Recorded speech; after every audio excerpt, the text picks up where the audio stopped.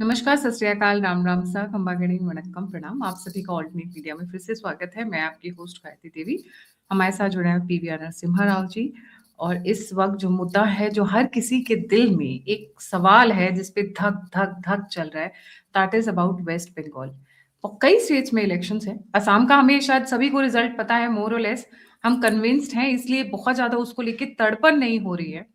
Kerala we know it's not coming BJP way, इसलिए भी शायद तड़पन नहीं हो रही है। But West Bengal has become a weak point for Bharat, safety, security and many other issues की वजह से। ममता से तो मेरा खासम खास प्यार है। इतना प्यार है कि मैं लफ्जों में बयान नहीं कर सकती हूँ। उसके लिए स्पेशली मुझे एक प्रॉपर बुक लिखनी पड़ेगी, how much I love her, and that's why we'll discuss about Mamta's future and West Bengal future in coming months. Periana, very warm welcome on the show. नमस्ते, नमस्कार गायत्री जी। Periana, ममता बनर्जी का election manifesto अगर आप सुनेंगे तो you'll feel very amused. पहले वो माँ माटी मानुष के नाम पर इलेक्शन लड़ती थी, अब वो मटन मुर्गा और मुछली के नाम पे इलेक्शन लड़ रही हैं। तो she sounds very desperate this time. क्या होगा वेस्ट बंगाल के इलेक्शंस का नतीजा एज पर एस्ट्रोलॉजी जी? अगर लेटेस्ट ओपिनियन पोल्स को देखते हैं तो वो सारे ममता बनर्जी के कंफर्टेबल विक्ट्री को प्रेरित कर रहे हैं। मगर ममता बनर्जी की कुंडली को देखेंगे तो लॉन्ग टर्म दशास को देखेंगे तो दशाओं के हिसाब से, राशि राशि कुंडली के दशा से हिसाब से उनकी अच्छी दशा खत्म हो गई और बुरी दशा चालू है। और दशांश कुंडली की दशा को देखते हैं तो तब भी उनकी अच्छी दशा खत्म हो गई है और बुरी दशा चालू है। और इस वर्ष के वर्षफल कुंडली को देखता हूँ तो वो मिक्स्ड है, उसमें कुछ पॉजिटिव इंडिकेशंस भी हैं मगर कुछ नेगेटिव इंडिकेशंस भी हैं।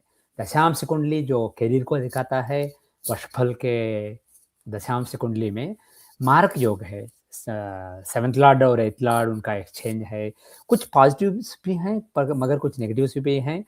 और मे 4 के डेली चार्ट को देखता हूँ तो वहाँ भी कुछ मिक्स्ड सिचुएशन है मगर नेगेटिव्स डोमिनेट कर रही हैं। ऑल फैक्टर्स को कंबाइन करके मेरा फाइनल कंक्लूजन ये है कि ममता बनर्जी गिरने वाली हैं। ममता बनर्जी का जो हुकूमत रहा है वेस्ट बंगाल के, पश्चिम बंगाल के राज्य में कई सालों से, ये ख़त्म होने वाली है। और एक बात कह सकता हूँ कि उनकी अच्छी दशाएं खत्म हो गई हैं और बुरी दशाएं अभी चालू हैं और बहुत साल तक चलते रहेंगी। इसलिए मुझे ऐसा नहीं लगता है कि एक बार गिर के वो संभल सकती हैं, वो फिर से ऊपर आ सकती हैं। इसलिए मेरा मानना है कि वो इस इलेक्शन में हार जाएंगी, मुख्यमंत्री नहीं रहेंगी। और उसके बाद उनका जो पार्टी है, तृणमूल कांग्रेस पार्टी, वो पार्टी बिखर जाएगा, वो पार्टी स्प्लिंटर हो जाएगा, कई हिस्सों में बट जाएगा, पार्टी में रेबलियन होंगे और वो पार्टी बड़ा पावर नहीं रहेगा। वो अपोजिशन रहेगा इस टर्म में मगर आने वाले चुनावों में वो पार्टी बड़ी शक्ति बन के नहीं लड़ सकेगा और पॉलिटिकली रीअलाइनमेंट होगा।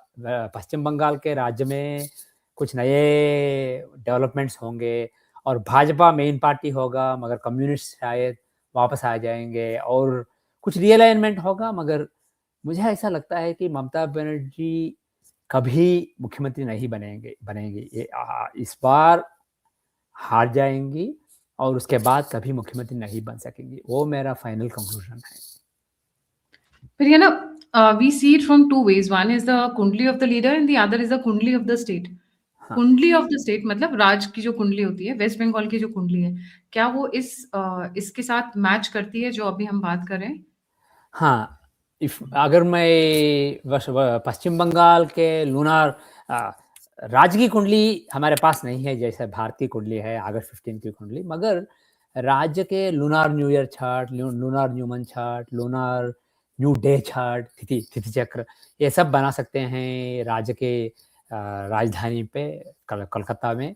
और अगर उन कुंडलियों को देखता हूँ तो मुझे ऐसा लगता है कि बदलाव आ सकती है, लीडरशिप में, नेतृत्व में बदलाव आ सकती है इस महीने में, मई के महीने में।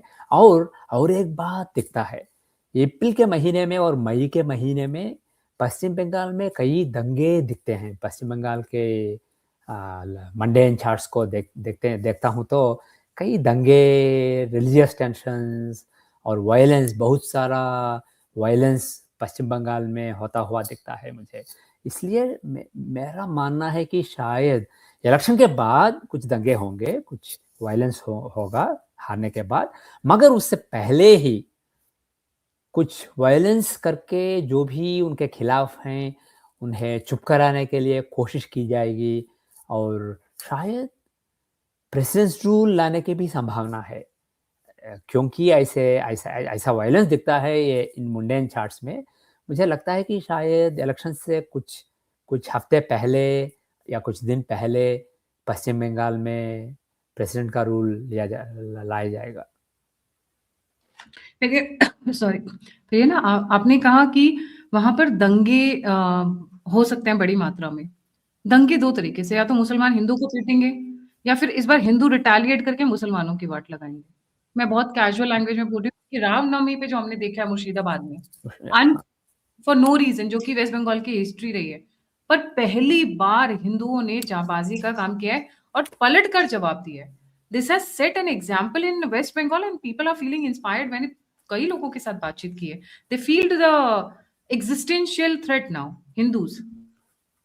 इन जनरल हिंदू बहुत ही शांतिकामुक लोग होते हैं। वो दंगे नहीं करना चाहते हैं, वो लोगों को मारना पीटना नहीं चाहते हैं, मगर आने वाले महीनों में, आने वाले सालों में इसमें बदलाव आएगा। हिंदू भी अगर मुसलमान, जब हिंदुओं का कुछ प्रदर्शन चलता है, कुछ त्योहार है और कुछ सेलिब्रेशन है, तो लोग अगर स्टोन्स फेंकेंगे तो जवाब देना, ये सब शुरू होगा भारत में आने वाले महीनों में और सालों में।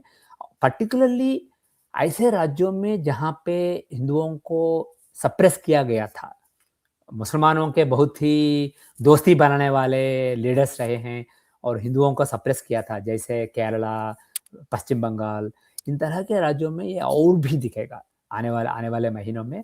और पर्टिकुलरली अप्रैल और मई में जो दंगे होंगे, वो हिंदू भी वायलेंस कर सकते हैं। ये सिर्फ मुसलमान हिंदुओं को पीटना नहीं, मगर हिंदू भी पीट सकते हैं। मगर रिलीजियस एंगल्स को दूसरी तरफ रख के ये कह सकता हूँ कि मोर देन रिलीजन, ये पार्टी वाइज होगा। टीएमसी बीजेपी के सपोर्टर्स को, बीजेपी के छोटे-छोटे लीडर्स को पीटना और बीजेपी के जो लीडर्स हैं, वो टीएमसी के लोकल लीडर्स को पीटना, ये सब होगा आने वाले कुछ हफ्तों में। मतलब आगे आने वाले 2-3 हफ्ते बहुत टेंस रहने वाले हैं वेस्ट बहुत टेंस बंगाल होने के। वाले हैं पश्चिम बंगाल में, क्योंकि ओपिनियन पोल्स में तो ममता बनर्जी बहुत कंफर्टेबली जीत जाएंगी, मगर हम जानते हैं कि ओपिनियन पोल्स रिलायबल नहीं हैं। 2024 में भी ओपिनियन पोल्स ने कहा था कि मोदी जी को 400 सीट या 350 सीट मिल जाएंगे, मगर तब मैंने कहा था कि शायद एलायंस पे डिपेंड करना पड़ेगा, स्टेट मेजॉरिटी भी नहीं आ सकता है, आने की संभावना है, वैसा ही हुआ है। ये ओपिनियन पोल्स रिलायबल नहीं है और शायद तृणमूल कांग्रेस के जो लीडर्स हैं, उन्हें शायद पता चलेगा फ्रॉम द ग्राउंड लेवल कि कुछ उनके खिलाफ कुछ सेंटिमेंट हैं, इसलिए वो टेंस बन जाएंगे। उन्हें कंफर्ट नहीं रहेगा कि हाँ जीत जाएंगे, जैसे असम में है भाजपा के, उस तरह का कंफर्ट नहीं होगा। ये बहुत ही नैरो होगा। आने वाले कुछ हफ्तों में ऐसे ऐसे डेवलपमेंट्स होंगे भारत में और पश्चिम बंगाल में भी, जिनसे भाजपा और भी मजबूत बन जाएगा और टीएमसी की जो कमजोरी अभी है वो और भी बढ़ जाएगी। इसलिए लोग नर्वस हो जाएंगे। जब नर्वस होते हैं तो वो पीटना शुरू करेंगे अपोजिशन के लीडर्स को।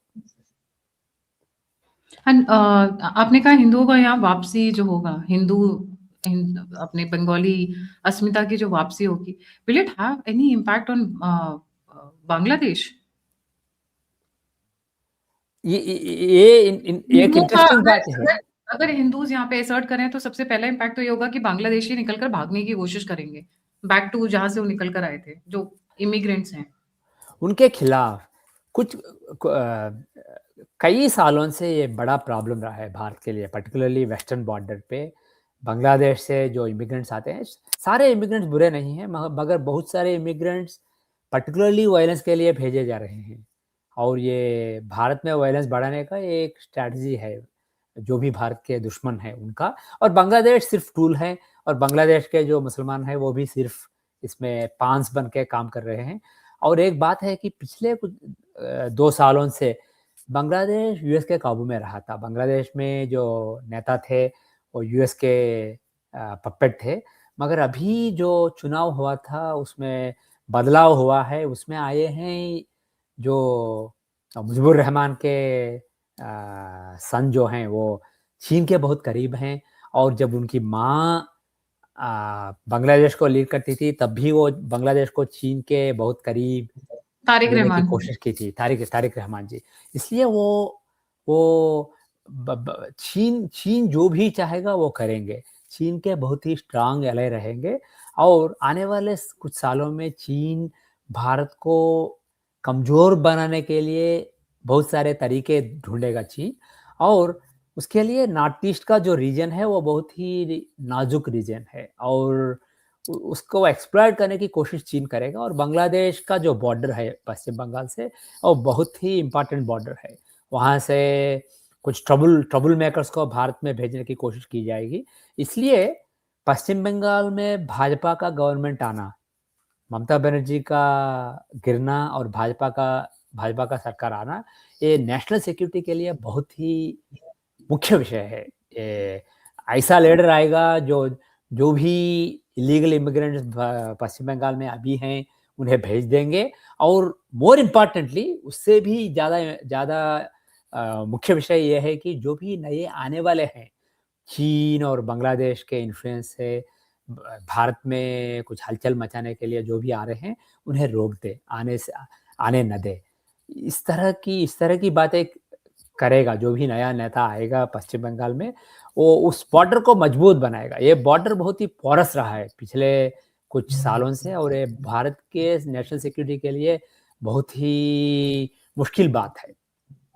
और एक बात है, पाकिस्तान आने वाले 2 सालों में बहुत ही कमज़ोर होने वाला है, बहुत ही कमज़ोर होने वाला है। टुकड़ों में बाँटने की भी संभावना है। इसलिए अगर पाकिस्तान कमज़ोर बन रहा है तो वो भारत को छोड़ेंगे नहीं, वो भारत को भी वीकेंड कराने की कोशिश करेंगे। और वो चीन से मदद माँगेंगे, चीन बांग्लादेश का इस्तेमाल करेगा।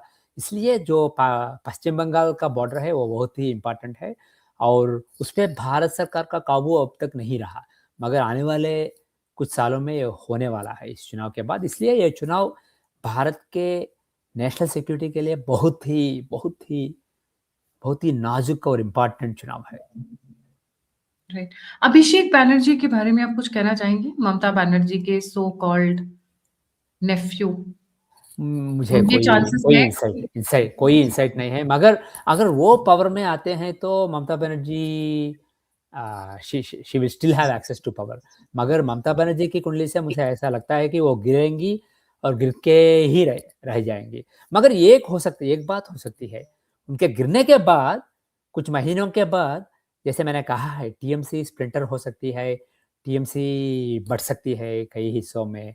तब जो अभिषेक जी हैं वो उनकी कुंडली हमारे पास नहीं है, मगर कुछ नेता अभी टीएमसी में हैं, पावरफुल नेता, वो अपना पार्टी बना सकते हैं, और उनमें से एक प्रधान विपक्ष बन सकता है आने वाले इलेक्शंस में। क्योंकि मेरा मानना है कि आने वाले चुनाव में, आपका चुनाव नहीं, मगर 5 सालों में फिर से आने वाले चुनाव में ममता बनर्जी, जैसे मायावती का उत्तर प्रदेश में हुआ था, वो बेसिकली कोई उनकी बात नहीं करेगा। इसलिए भाजपा प्रधान पार्टी रहेगा, और कुछ विपक्ष आएँगे, और शायद टीएमसी के कुछ लोगों से बनाए हुए होंगे, मगर शायद ममता बनर्जी का कुछ हवा नहीं होगा उसमें।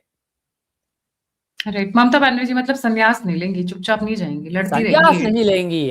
उनकी दशांश कुंडली की चौथी दशा से शनि की दशा चल रही थी 2 साल पिछले तक।